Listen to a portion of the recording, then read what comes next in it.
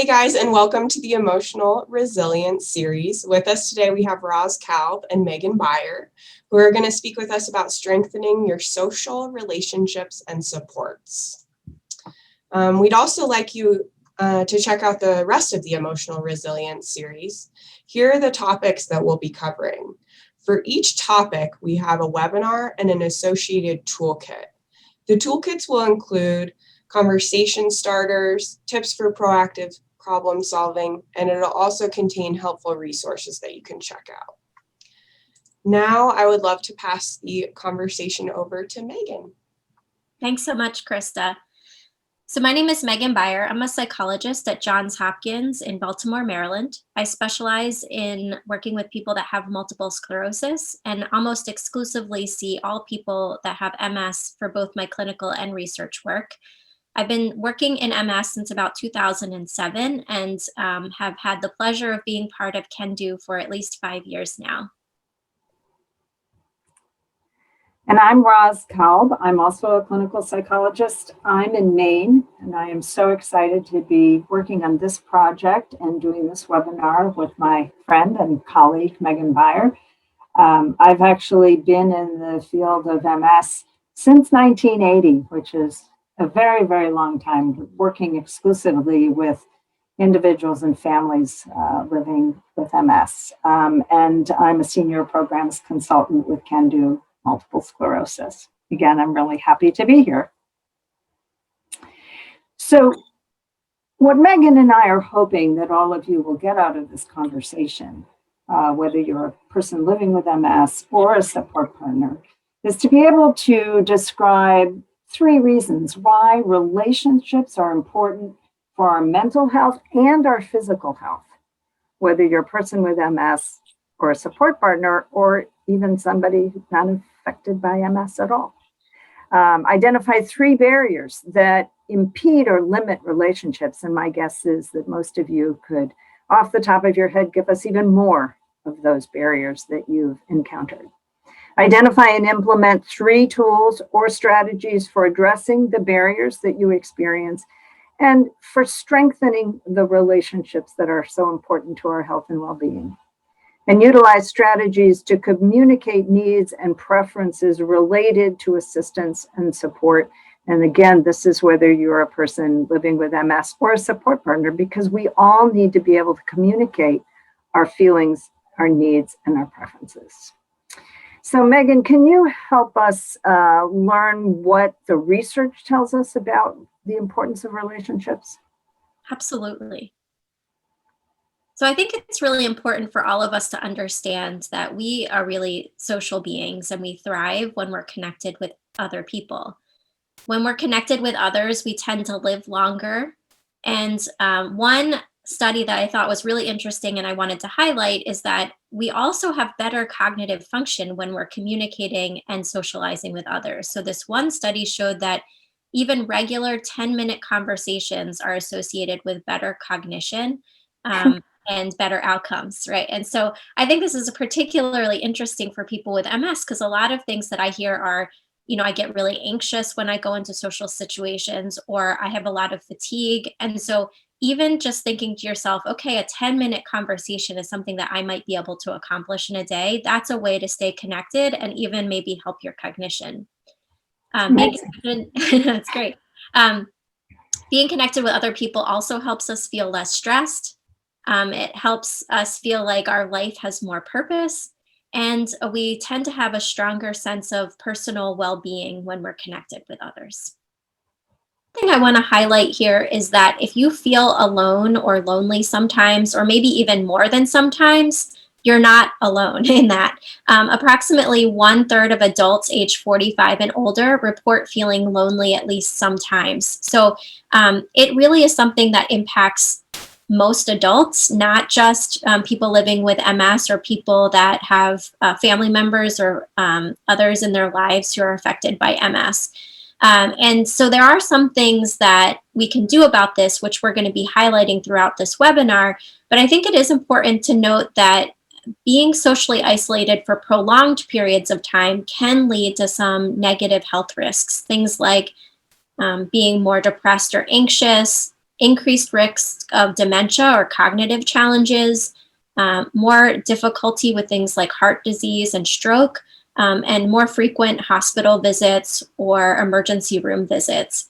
But even small ways of increasing your social circle can have a big impact. So previously we highlighted that 10-minute conversation. That's one small way that you can increase your social connection or strengthen your social circle. And we have a lot more that we're going to be talking through, but it doesn't have to be big, massive changes. Small steps towards being more connected with others can have really big impacts on your physical and emotional health.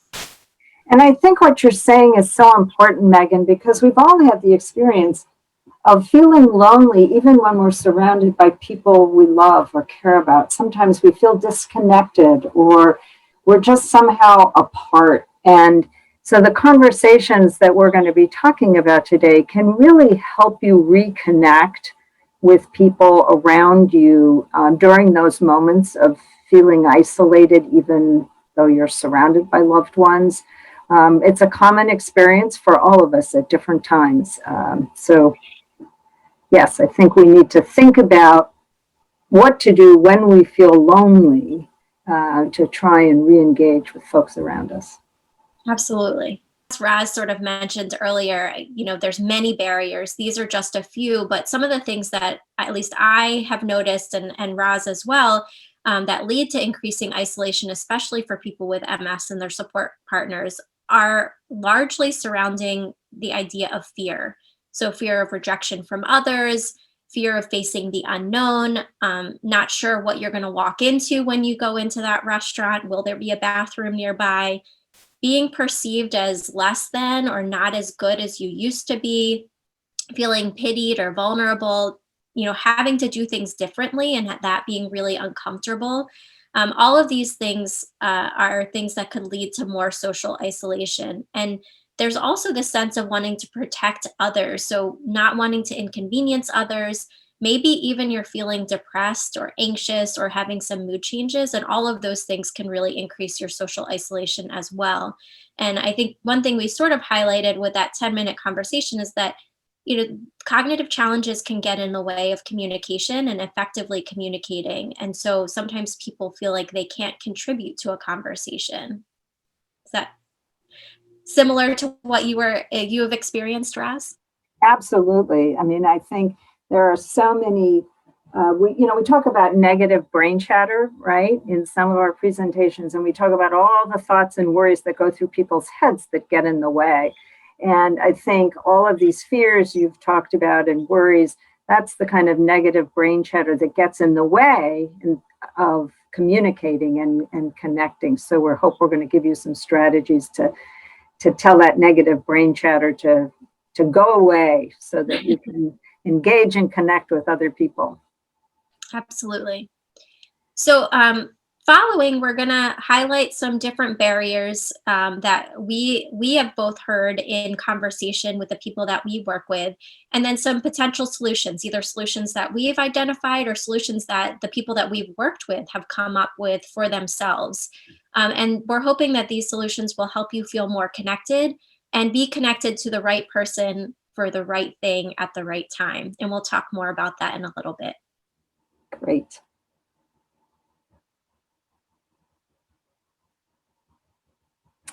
So here's one that I've heard a lot over the years. People say they hate it when somebody looks at them with those sad puppy dog eyes, feeling, I just know that they're feeling sorry for me and I don't want that pity. So in your experience, Megan, what have people done to try to manage this difficult situation? I think one of the things that I think is really helpful is to understand what's going on in that other person's head.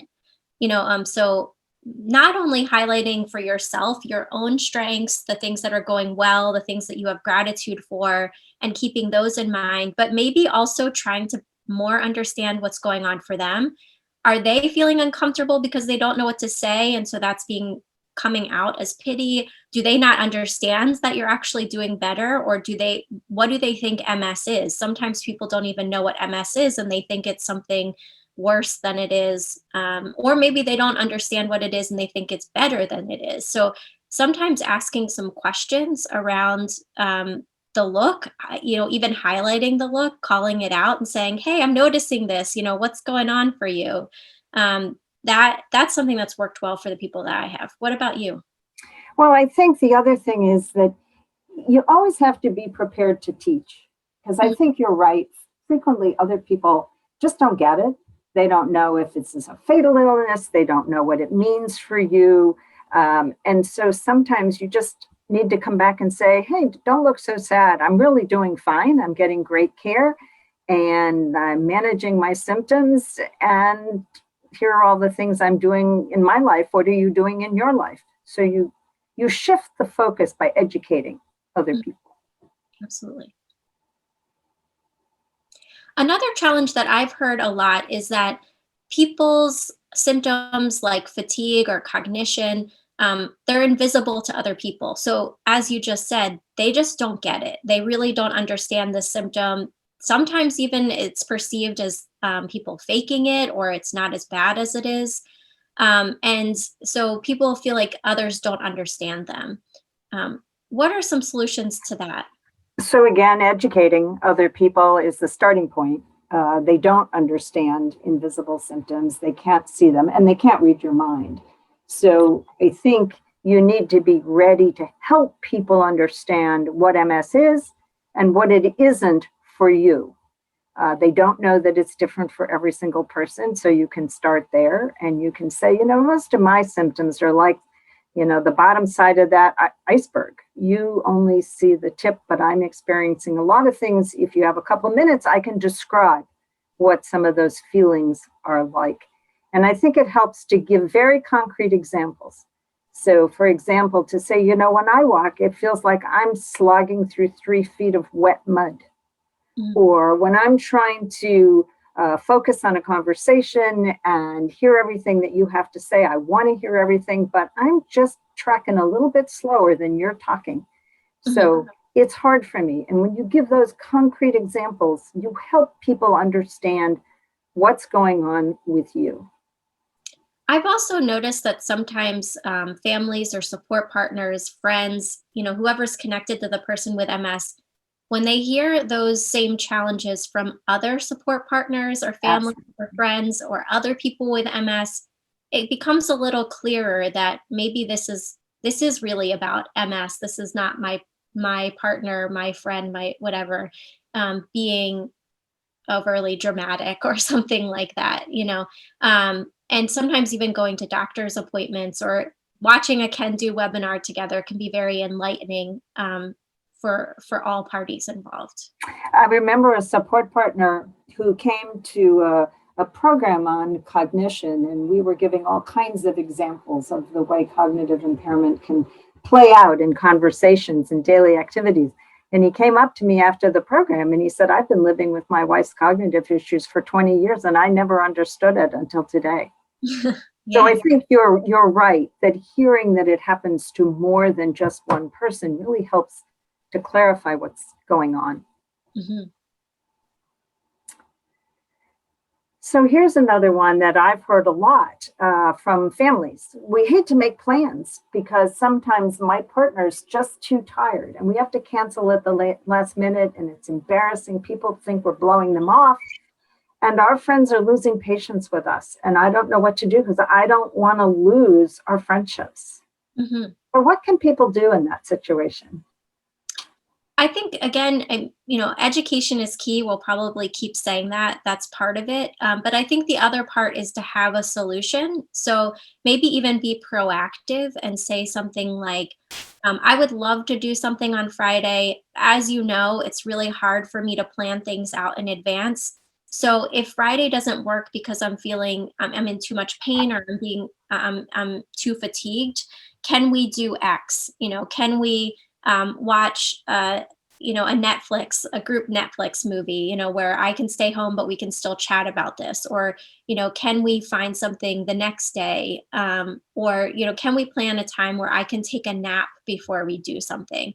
So I think being a little bit proactive about some potential alternatives shows that other person that you really care and that you really want to stay connected, without just sort of blowing them off.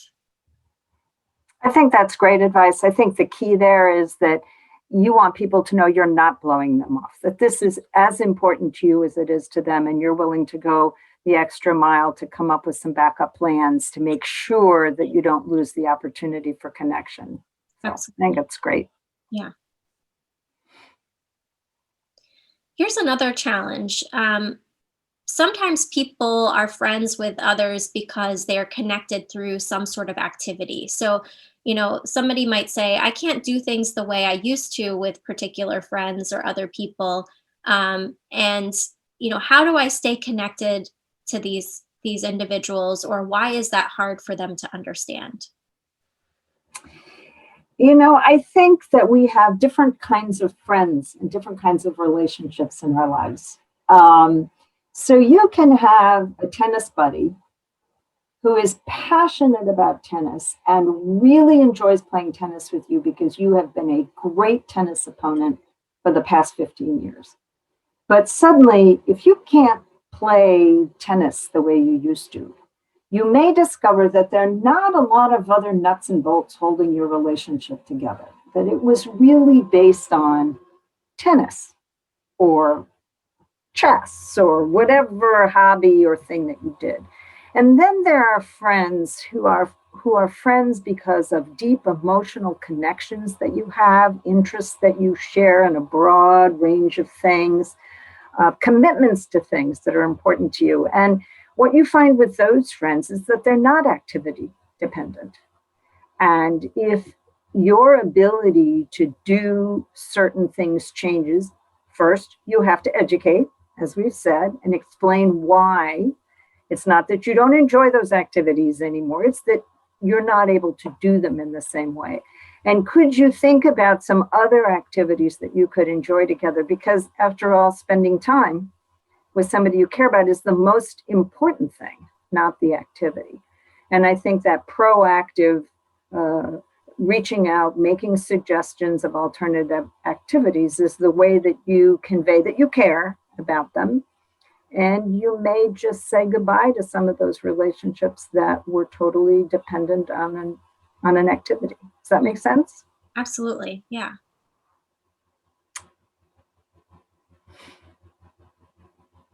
Okay, here's a good one. We hear this a lot, I'm sure both of us. I hate asking other people for help. Mm-hmm. Yeah. Not only I hate asking other people for help, but I sometimes find people saying, I took that risk of asking somebody for help, and then I felt slapped down, or I felt like it didn't go anywhere, and I'm never going to do that again. I'm not going to put myself out there if people aren't going to respond in the right way.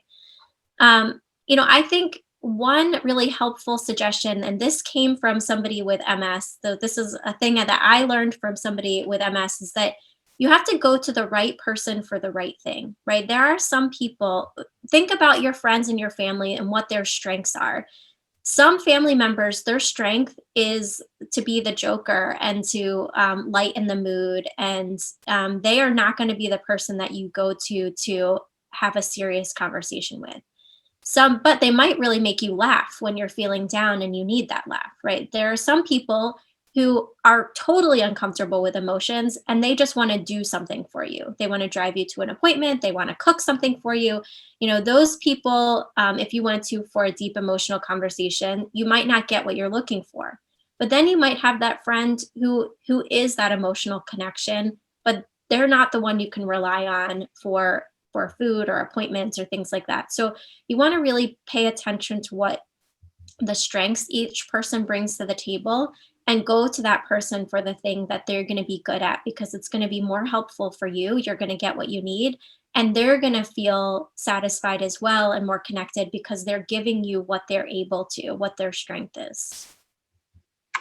I think that's such great advice, because ultimately you want each person in the transaction to feel good, to feel like the mission has been accomplished and the connection has been made. Because again, it's about connection. So when you go to the right person, you feel good and get what you need. And as you said, Megan, they feel good because they do want to help and they do care.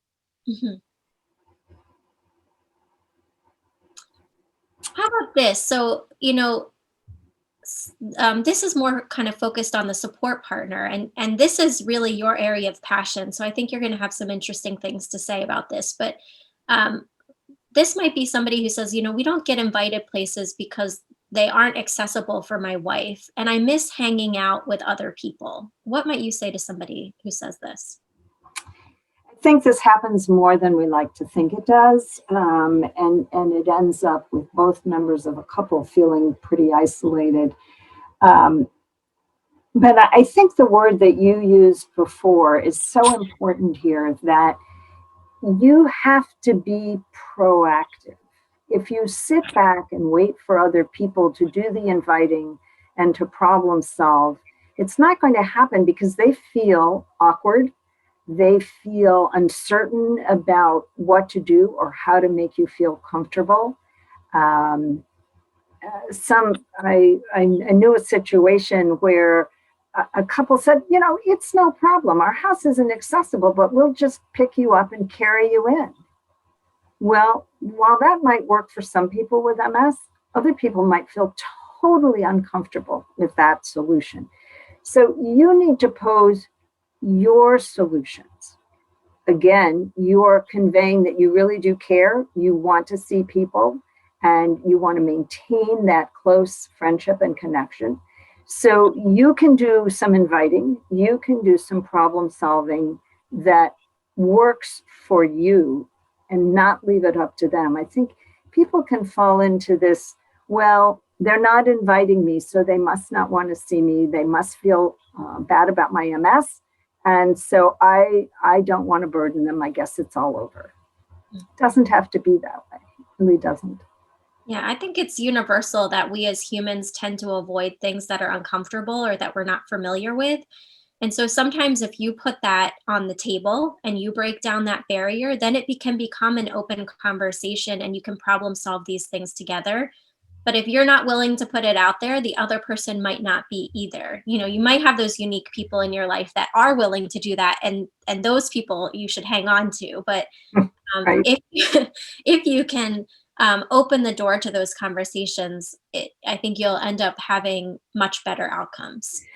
I learned something wonderful from a couple living with MS. They were having a big get together to celebrate birthday of the partner who had MS.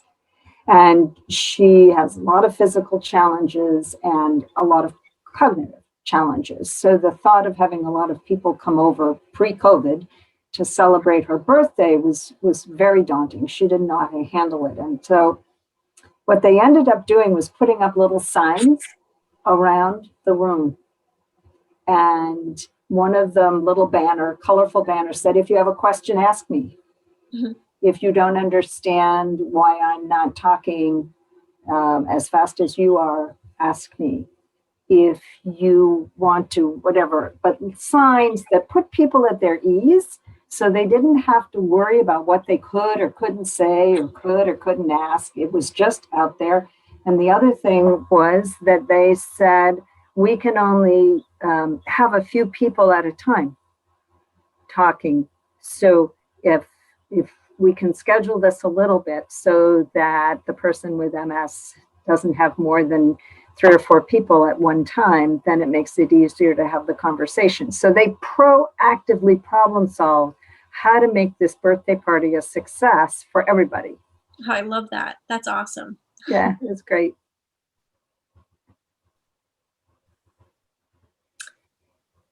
So how about the person who says, I'm just not the tech person? And these are specific to COVID, right? I'm not a tech person. Everyone's using Zoom. I don't know how to get on there. Right.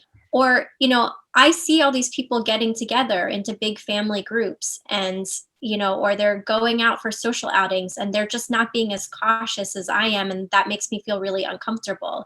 How would you address some of these COVID challenges?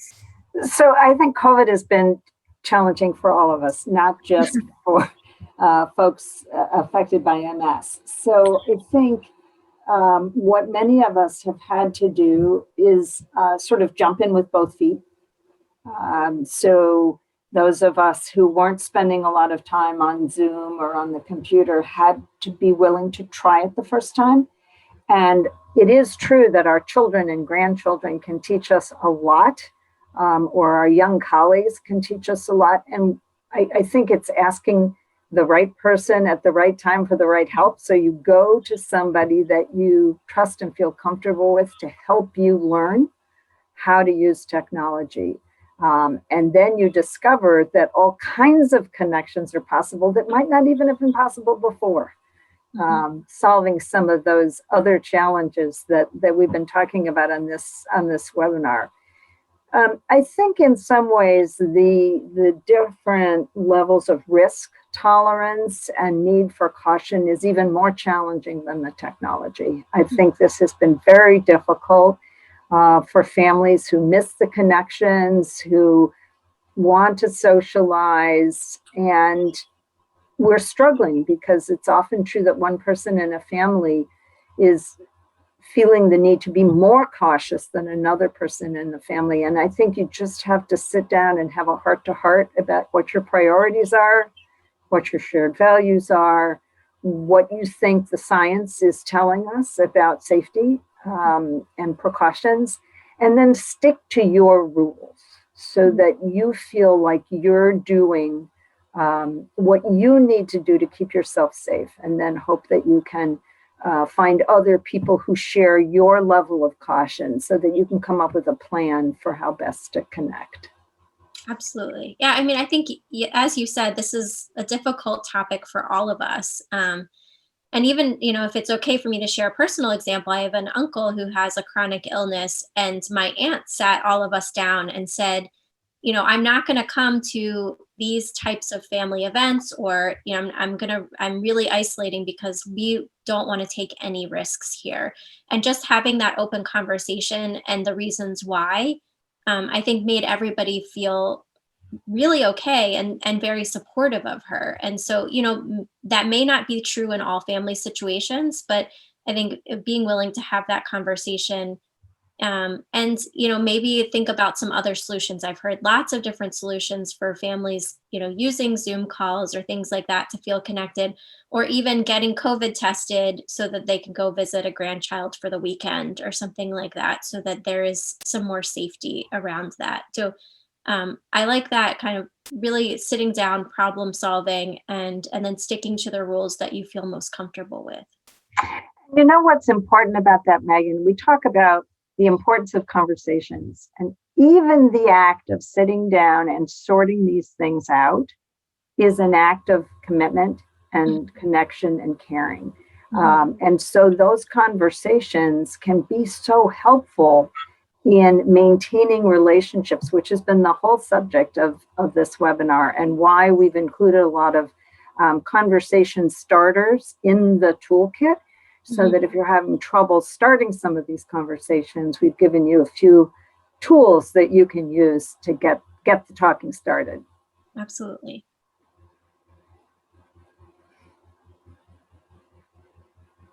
So some key takeaways here. I think, some of the goals that we had were, we want you to stay connected and socially active because it's good for you physically and emotionally. We want you to focus on your strengths, the things that, are going well for you, and the things that you have to offer others. And we want you to ask the right people for the right kinds of help. And so that you feel more connected when you do reach out, or when you do kind of put yourself in a vulnerable position to talk to somebody else about your needs. And, I think we've highlighted being really creative, being proactive, trying to problem solve through some of these really difficult barriers. Do you have anything to add there, Roz? No, I think these are our key takeaways. So that was wonderful. And I'm so glad I got a chance to do this with you, Megan. We hope all these tips are helpful. Thank you both, Megan and Roz. We really appreciate it. And thank you also to everyone who viewed this webinar. And lastly, I would love to thank our generous sponsors for their support of this program.